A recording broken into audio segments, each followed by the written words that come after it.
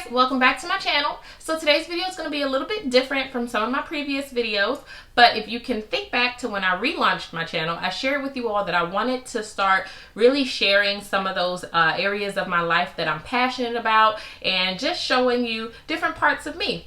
So if you're new here, hi, welcome. My name is Candace and I create content on beauty, motherhood, lifestyle, and I also do blogging. Go ahead and hit that subscribe button now and don't forget to turn on your notification bell so you never miss an upload. Now for those of you who aren't new here, as you know, I just gave birth a few weeks ago. By the time this video comes out, it'll be exactly 1 month. So let's go ahead and jump right into this because I have a very short window of time that I'm working with. In today's video, I want to share with you all how you can create your own throw pillow or just revamp ones that you have around the house. The pillow that I'm going to use today is actually an outdoor pillow. As you guys know, I live in South Florida and this sun is no joke. It has completely baked and discolored the front of this pillow. The stripes on the front used to be this color blue, and now they're this color blue. So I felt like I wanted to just, you know, revamp this pillow, give it a facelift. Also, my daughter's playhouse is out back and it has little pops of yellow for the decor items. So I wanted to try and find a fabric that had a little bit of yellow as well. And this is what I came up with. So I don't want this to be a long and drawn out intro. As I told you already, I have a very short window of time to get this recorded. So I'm gonna go ahead and show you how to turn this into this right now.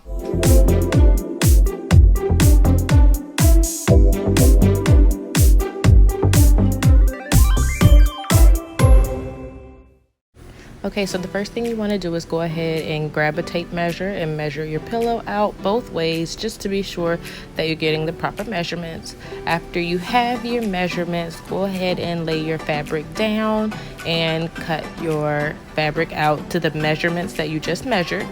So I had folded mine over so that I didn't have to measure it twice.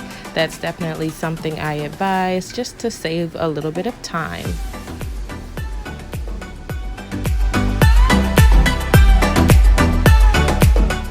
Because I'm not the best cutter, I always draw a line just to kind of guide myself with the scissors, and then I like to stick a pin alongside that line on both ends just to make sure that everything stays in place while I'm cutting.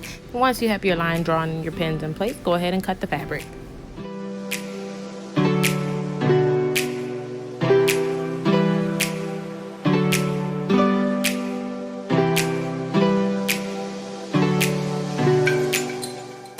So once you're done cutting out your fabric, you should have something that looks like this, unless your pillow was shaped differently. Mine ended up being 20 inches on all sides. I did end up folding my fabric over so I didn't have to cut along one side of the pillow. So this means that I should have 3 opened sides. What you're going to do next is prepare your fabric for the sewing machine. So you're going to want to sew along the perimeter of your pillow, but you need to mark a spot along one of the sides of your perimeters where you're going to stop sewing. And basically what this is, it's going to be an opening that we leave to insert the pillow. Now heading over to that sewing machine, we just want to go ahead and start sewing along the perimeter of our pillow.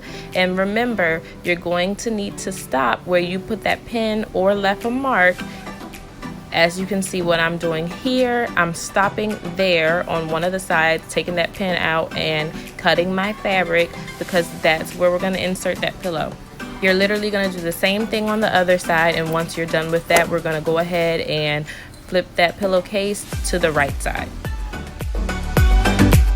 Be sure to go ahead on the 4 corners and poke those out as much as you can so that you have a nice evenly shaped pillow. Now the part that we're going to have open where we're going to insert the pillow, I like to pin it down first to make sure that everything is nice and even, and then I go ahead and grab my iron just to make it easier for me to sew. I've seen a lot of people skip this step, but I wouldn't advise it because when it's time to close the seam, ironing it makes it a whole lot easier. Once you're done with that, go ahead and shove that pillow right into the pillowcase you just created. And after we're done putting that in, we're ready to close our seam. Now this part can be a tad bit tricky, so I'm going to try and explain it as best I can. As you can see, I have my opening there, and what I like to do is go ahead and smush that pillow in there as much as possible, and then I'm going to pin that seam. This is why I say ironing it makes it so much easier, because as you can see, I have a nice crisp line there to sew on. So after you're done pinning it, you're going to need to use a little bit of muscle power once you head over to your sewing machine, because the fluffiness of the pillow is going to want to push you off your sewing machine, so you're definitely going to have to put in a little bit of work. Now I wasn't able to capture the best image of this, but all I'm doing here is sewing along that line and closing up that seam. Alright guys, so I didn't know that my camera had actually died when I was finishing up my pillow, but luckily we were already to the last step. So you should have a finished product that looks a little bit like this, depending on the size or style of your pillow. And once you close that seam up, you're all done and your pillow is complete. Now I did stop here. If you remember from the beginning of this video, the pillow that I had a button in the center. I stopped here because I want to do a separate video to show you how to add that button to the center of the pillow. So definitely, if you haven't done so already, go ahead and hit that subscribe button, and do not forget to turn on your notification bell so you don't miss that tutorial.